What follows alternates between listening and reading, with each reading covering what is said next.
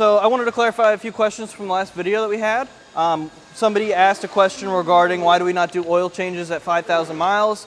Well, I have an answer for you. We get two services. We get a 5 and a 10K service that are complementary.